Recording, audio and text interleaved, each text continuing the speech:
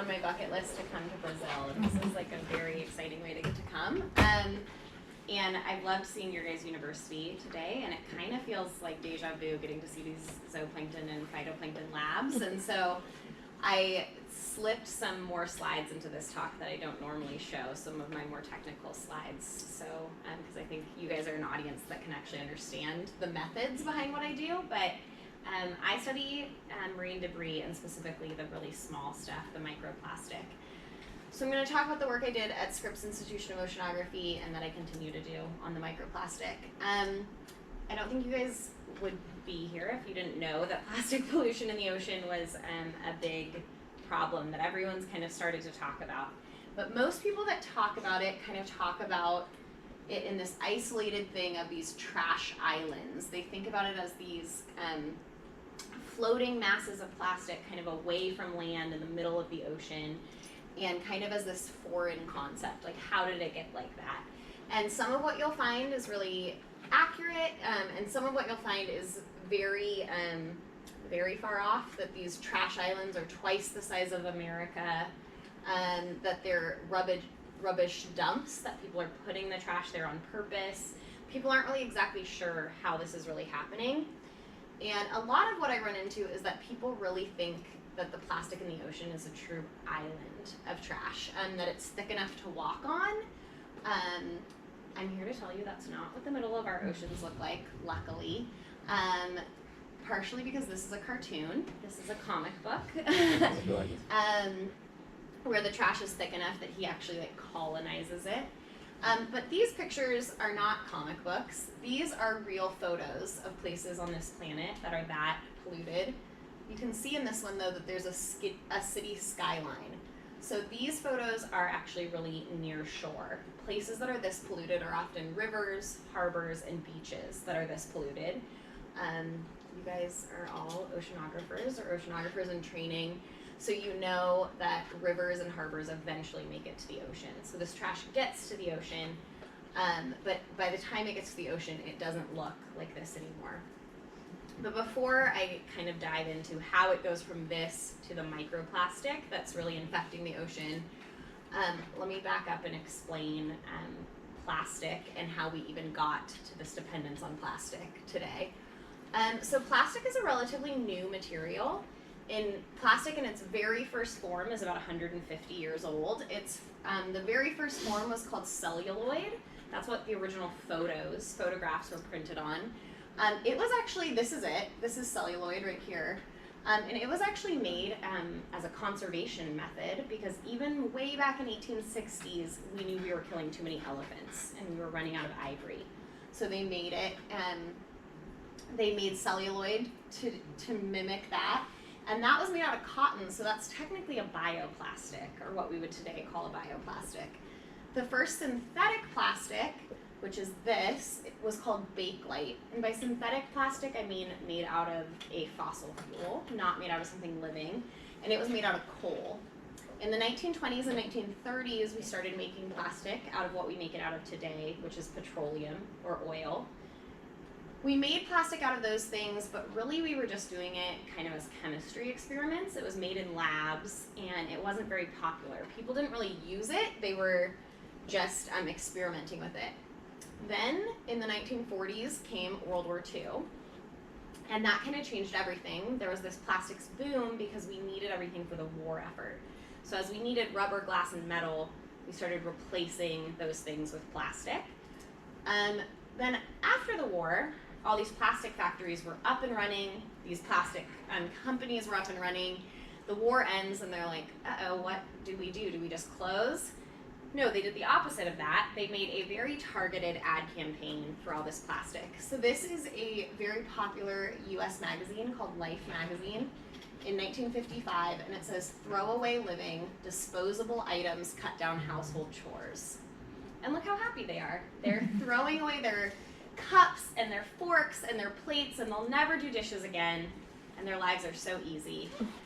And this is where it all began, that if we just use plastic forks instead of our metal forks, life will be simple. And really the 1950s is when single-use plastic really kind of took off. By the 1970s, Scripps scientists had found plastic in the middle of the ocean. So very quickly, this became an ocean pollution problem. It wasn't until 1989 that a law was passed called MARPOL Annex 5, which banned plastic disposal at sea. So before that, any size vessel, like a cruise ship, anything, could dump all their trash overboard, including the plastic. The reason it took so long for this to pass is that no one really knew what plastic was or how long it would take to degrade, and they didn't realize that those plastic bottles they were throwing overboard would last forever in the ocean. Okay, so plastic today, this graph is out of date because the plastics industry doesn't love to release their numbers. But today it's roughly around 311 million tons of plastic produced annually worldwide. So if you see here, this is kind of the end of World War II, and it's this exponential increase to today. And of that 311 million tons, roughly about 8 million metric tons make it into the ocean every year. So that's kind of a sizable fraction of that. We have a standing stock of about 5 trillion pieces floating in the ocean currently. That's only floating. That doesn't even count everything that sinks below that. Okay, so how is it getting there?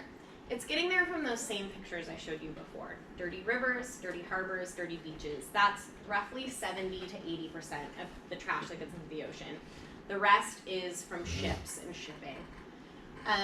So it gets there from these dirty rivers, and then what this paper is showing you is that cities of high population are point sources. More people in one condensed area, the more plastic getting into the ocean from that area. Okay, so what happens once the plastic's there? If you're where I am in San Diego and you pollute, the ocean currents will take that plastic into these huge gyres, and these are convergent zones where the ocean currents and the winds push all the water together. These gyres are not ocean pollution terms. Some people think they are. They are physical oceanography terms, where that water is always converging there. It always has been since the world formed. But now we've put a lot of trash there, and the trash is converging there too. These two red areas are really the most concentrated garbage patches. And then this little white box is poor little Hawaii that kind of lost the physical oceanography lottery and is right in the middle. Obviously Brazil is not on this map, but you guys are, parts of Brazil are hit by 2 of these gyres, and there is trash in both of those gyres. So there's trash in all 5 of these big gyres. Okay, so what happens once this trash interacts with the wildlife that lives there? It can interact with it in a variety of ways. So it can entangle it. So animals can get entangled by strong rope and by strong fishing line. Animals can do what we call ghost fishing, where the fishing gear is really strong. It's made to last forever. And so this turtle is caught in a net that's still doing its job. It's still catching turtles. But we call it ghost fishing because there's no fisherman at the other end benefiting from it. So it can entangle them. Animals can ingest it. And so this albatross died of not just ingesting food, but then what we call physical starvation, where they fill their stomachs to the point of having no room for their natural food and slowly become malnourished to the point of starvation. This deep sea fish died of a different thing, seems similar, but they ingested just one piece of plastic. And this deep sea fish never comes to the surface, but it had a garbage bag, a kitchen garbage bag, 3 times as long as it in its stomach. And so that's kind of instant death that it dies of. We also find animals rafting on the trash. So these are sea anemones. They should live at the bottom of the ocean. We find them at the top, so it can displace things in the water column. It can cause invasive species to travel. It can cause pathogenic animals to travel. All of those things. Okay, but again, this is not what the middle of our ocean looks like. This is what our coasts look like. What the middle of our ocean looks like is actually a whole lot of blue water. And when we first started to survey the middle of the ocean, we were like, where did all this big plastic go? How does this get to this? And what we started to realize is, you might not be able to see it super well here, but we started to see that in the water there was actually a whole lot of tiny pieces.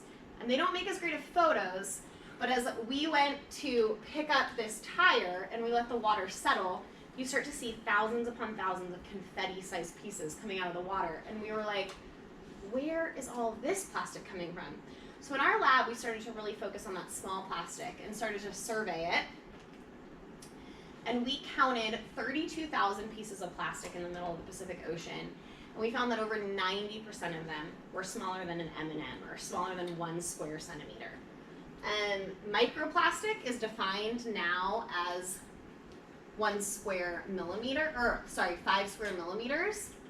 And so that's, all of that is considered microplastic, and that's the vast majority of plastic in the ocean. Why this plastic is even more dangerous is it's the size of the plastic at the bottom of the food chain. So the tiny stuff at the bottom, all the plankton, all the little fish are eating that plastic. But it might look like we didn't catch any tiny plastic, that there's nothing at the very, very bottom of the size scale. Really what happened is we were using a 333 micron net. And it turns out almost everyone who had ever studied microplastic, sorry guys, hold on a minute, had used a 333 micron net. And we were missing anything smaller than this mesh. So no one had ever really measured it. So this is kind of what I went to focus on in my PhD, was this really small plastic and to see how small it was. And we first tried to make sure that microplastic, the smaller and smaller it gets, is still inherently plastic. It doesn't actually go back into the food chain and kind of break down. And it doesn't, it stays plastic. So we thought there might be a ton of plastic in this size range that we've been missing. Before I tell you what we found, I just want to make clear what kind of plastic we were aiming for. Because when I say microplastic, people often only think about one kind of microplastic, but there's actually 4 kinds that we're looking for. So the main one that people think of are fragments. Fragments are big plastic, macroplastic, that breaks down into microplastic.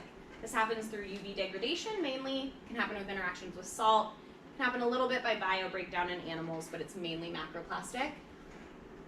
The biggest one, the actual majority, is the one people don't always think about, and this is what I find the most of in my samples, and this is microfibers. So what happens is you wash your clothes,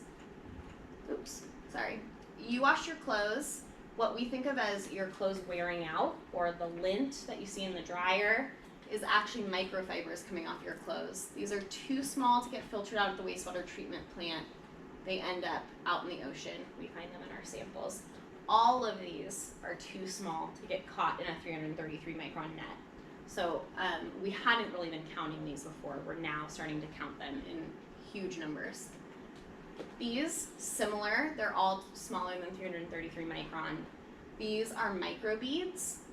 So these are what make your toothpaste look like it has confetti in it. These are what makes your hand sanitizer look like it has confetti in it, all those things. You wash your face with them, you wash them down the drain. They're too small to get caught at the wastewater treatment plant. We find them in the ocean. And the last one are called nurdles. These are pre-production pellets. These are what come straight from the oil refinery. They get made into these pre-production pellets. They go to the factory. They get made into a piece of plastic. That piece of plastic gets used. It goes to the recycling plant. It gets turned back into nurdles, and on it goes. You can think of these kind of as the currency of plastic. These things are super light, they're super small, and they cost nothing, and thus people aren't very careful with them. And they get lost throughout the whole process. And so we will find these all over the beach, all over beaches and ports as well. Okay, where this plastic goes, and then this is kind of the end of my primer on plastic, and I'll get into the research. Some types of plastic float, and that plastic we find right at the surface. It's much lighter than water. This plastic interacts with the animals that eat at the Newston, right at the surface. Some plastic sinks. This plastic is much heavier than water. So this is like PET or PVC. If PVC pipes end up in the ocean, they will sink immediately to the bottom. Some plastic is in the middle, and the plastic that's in the middle is generally the plastic that's interacting with animals. So plastic at the top will get covered in a biofilm, will get heavier than water, and start to sink. Or it will get packaged in a fecal pellet, will get heavier than water, and will start to sink. Then this water in the middle that's packaged in biofilm or fecal pellets or marine snow will get cleaned off, and it'll pop back up to the surface once it's cleaned off, and it'll just kind of get stuck in this endless loop in the middle. But other than that, plastic is really at the top and at the bottom, and almost none in the middle. Okay, so now that you know what kind of plastic we're looking at, is the tiny plastic even worse for the ocean? So I had to develop a new method to sample this tiny, what we called mini microplastic. I tried to call it nanoplastic. The journal reviewers didn't like that because it doesn't truly go to the nano scale. But microplastic isn't truly microscopic, so anyway, now it's called mini microplastic. It's a silly name, but that's where we're at. Okay, so what I did is I sampled from California to Hawaii, and this is hard to tell, but this is right off the coast of California. So these are super near shore samples, what would be considered kind of wastewater off, like wastewater output. And what we did is we needed something that could go down to basically 0 microns, like the whole thing. If you're wanting to sample smaller than 333 micron, you need something that has no holes in it. And so we used a stainless steel bucket, which sounds very not scientific. It wasn't scientific. I literally was throwing a bucket off the crane, but it worked. Then we used this all glass filtering system, and we filtered off with polycarbonate 5 micrometer filters. So the smallest plastic we could find was 5 micrometers. What we used was epifluorescence microscopy. This is normally used for quantifying cells, picoplankton, and bacteria. So it can count really small things like this, but normally how you use it is you add fluorochromes or dyes to highlight the DNA and the proteins and things to see those living organisms on it. Naturally, the only thing that will autofluoresce is chlorophyll. The other things you kind of have to dye to see. Well, I didn't actually want to see any of those things. I only wanted to count the plastic. So I didn't add any fluorochromes to my slides. And I counted the plastic under 3 or 4 fluorescence channels, depending how we were doing it. Our automated way can only see 3. Our manual way can see 4 fluorescence channels. But it turns out most plastics, just like chlorophyll, will autofluoresce. So if you don't add any fluorochromes, the only things you can see on your slides are actually chlorophyll and plastic. So what you can see when you do this is here is a piece of plastic under bright field, and under these lights you can see the plastic actually autofluorescing. Now there's much more complicated ways that you have to do this. If anyone's done epifluorescence, you get very used to seeing what you're looking at. So this picture right here, this is a piece of TEP, or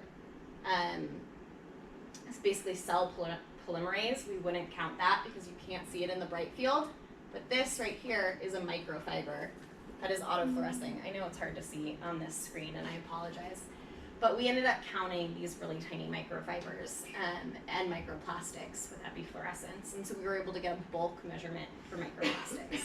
This method doesn't work to isolate microplastic types from each other, but it lets you get a measurement of these tiny plastics that we could never measure before. Okay, so what did we find when we did this? Well, we found that plastics that are smaller than 333 microns, so this whole thing I showed you before, so if you're looking at that whole thing, we actually found this whole graph goes into this tiny little bar. You can't even see anymore. Because the other stuff was actually 5 to 7 orders of magnitude more abundant than the densest quantities of bigger than 333 micron plastic. So this plastic is being vastly undercounted. We are not noticing how much small plastic there is. But if you multiply this plastic, the number of it, by its surface area, the larger plastic is still taking up way more surface area. So what does that mean? What it means is if I'm a plankton that is going to eat this plastic piece by piece, the fact that this ball of microfibers is about 50 microfibers, so that's about 50 pieces of food for me, is going to have a lot more ecological effect on me than the fact that this is just one big piece of plastic. If I'm an zooplankton that's going to lay eggs on the plastic, the fact that this is one big piece of surface area is going to have a lot more effect on me than the fact that there's all these little ones. So really what it means is that this tiny plastic that we've been undercounting is going to affect the tiniest animals in the ecosystem a lot more than it's going to affect that kind of next level up. Whether it's actually more harmful really depends what animal you're surveying, but it does mean that our abundance estimates were off by roughly 6 orders of magnitude, or 1,000,000 times. Okay, so none of this matters if the animals are smart enough to avoid this microplastic, right? if they know it's plastic and avoid it, then it's like this is just an aesthetics problem. There's just plastic in the ocean. So we had to look if they could eat the plastic or not. So you all know what plankton is. I could have taken this slide out, but most of this plastic is plankton size. And surprisingly, there's been little plankton to plastic research. So we've done a lot of it in lab, where we have fed plankton plastics, especially fluorescent plastic. But actually seeing what plastic plankton will eat in situ has been surprisingly understudied. So we wanted to know what animals are eating it out in the ocean. And so I looked at some salps, which are filter feeding plankton. I picked salps for a couple reasons. One, they're filter feeding plankton, which means they have no selectivity of what they eat besides size. Two, I picked that because the size range they can eat is almost the entire size range of microplastic. So I thought that they could be eating a vast amount of microplastic. They can be super abundant off California. In a couple years that I sampled, they were everywhere. So they could actually be out competing the copepods and other things for microplastic. That's not a competition you really want to win, but they could be eating a lot of it. And they can't swim without eating, so they are filtering a huge amount of water every day, and if that water is full of plastic, they're eating it. And then the last reason is that salps have been proven to have the fastest sinking fecal pellets in the ocean, which means they are packaging carbon and detritus at the surface and very quickly taking it to the deep sea. So if they're also doing that with plastic, they could be taking buoyant plastic from the surface and packaging it and taking it to the deep sea. So I wanted to know if they were doing that. I dissected salps from that same transect, California to Hawaii, multiple different species, multiple different life stages. It didn't actually matter. Every single salp I dissected, regardless of location, year, life stage, species, 100% of them had plastic in their stomach upon dissection. So these salps could definitely be a key transport mechanism of plastic from the surface to the deep sea. Salps have also been shown to be eaten by 202 species. So they are clearly important to the bottom of the ecosystem. We also looked at the plastic in their fecal pellets, and it was in their fecal pellets too. So they could definitely be taking it. So from about 110 years before plastic was really popular to 1945 when plastic was popular to the 75 years after plastic was popular.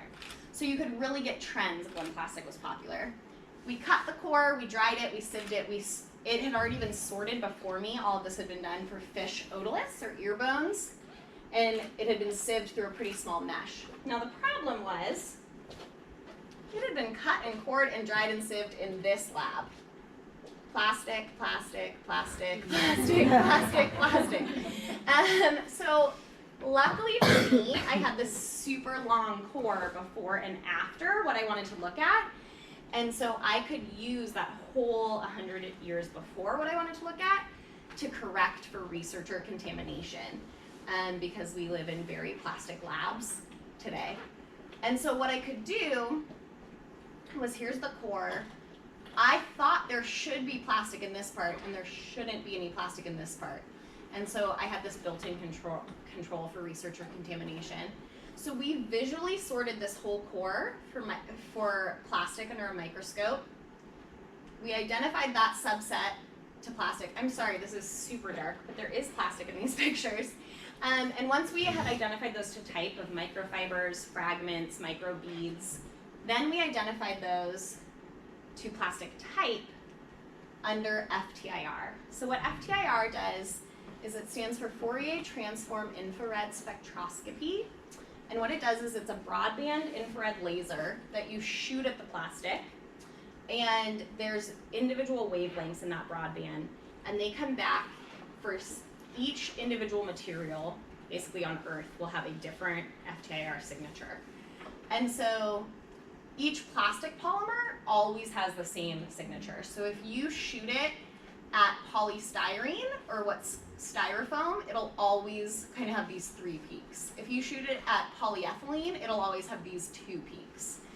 And so you can start to know if you shoot it at PET, which is a plastic water bottle, it'll always have these same bands. So what we did is we shot it at a lot of controls that we knew what they were, and then at a lot of pieces of microplastic from the core. So this one is an LDPE standard. This is one I pulled out of the core, and you can start to tell what you're looking at in the core. So after we did this, then we could confirm that what we were seeing visually under the microscope was plastic. This is one of the relatively easiest methods to make sure what you're looking at is really truly plastic. Okay, so once we subtracted from researcher contamination, identified it to plastic, we got this exponential increase from 1950 to 2009 of plastic in the core. If this exponential increase looks like the exponential increase of world plastic production, you are correct. They are very closely correlated. So what that means is that as we produce more and more plastic, we are actually leaving it behind in our fossil record. So we're kind of leaving this like 1-to-1 ratio. Trend line wise, these numbers are obviously vastly different. But slope wise, we are kind of leaving behind plastic as our signature. What this also means is there is a geological term being thrown around called the Anthropocene. Have you guys heard of this? Okay. So the Anthropocene is this term that from 1945 or 1950, depending on who you talk to, that we are so vastly, so quickly changing our environment and our world and so quickly urbanizing that the planet as we know it isn't going to look the same, and we're actually creating our own ecological time period. And so this graph, you see this exponential curve actually looks a whole lot like the exponential curve of the Keeling curve of CO2. This same curve, they have started to call it the Great Acceleration of the Anthropocene. Well, you don't just see this curve from 1950 to 2010 in CO2. You can actually see it in, this is CO2. This is the world population. This is urban population. This is primary energy use. This is real GDP. This is almost everything. You name one, it's kind of crazy. This is how much water we use. This is international tourism. This is how much fertilizer we consume. So there's all kinds of things that are changing this quickly in the exact same curve. What we're finding is that you can't measure all these things in the sediment. You can't go back and look in our sediment record for how much water we're using. You can, though, go back and look at plastic because plastic lasts forever as a fossil record. So our fossil record, or our microplastic in our sediment record that we found is going to be kind of one of the fossil markers for this great acceleration, which is very troubling. No one really wants to be remembered for single-use plastic as our greatest societal achievement, but it's one of the things we're leaving behind. Okay, so with that, on that very depressing note, there are obviously things we can do to make this better. You guys all probably know all of these things, but these are the super low-hanging fruit that I always have to say.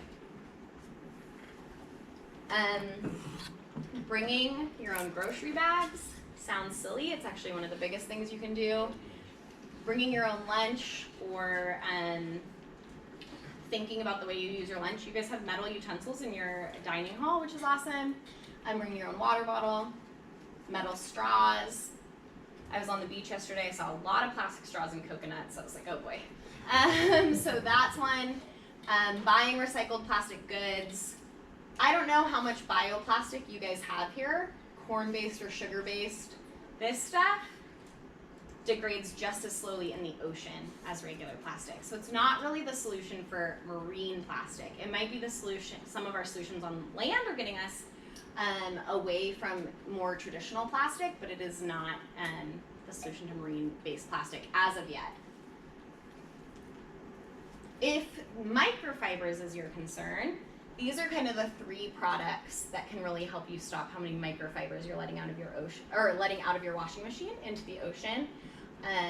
Whether you put them, this one you just leave in your washing machine at all times, this one you wash specific clothes in, this one you actually attach to your washing machine and it catches your microfibers. These are my favorite books on the topic. There are more. There are so many more that you can read, but if you're interested, these are my favorite documentaries. There are more. This is becoming quite a popular topic quite quickly. But these are some of them. These are kind of the 4 main organizations that work on this. But there, I'm sure, are local ones here too. And then with that, I guess I finished a little early. I was talking quickly. With that, I will take any and all questions.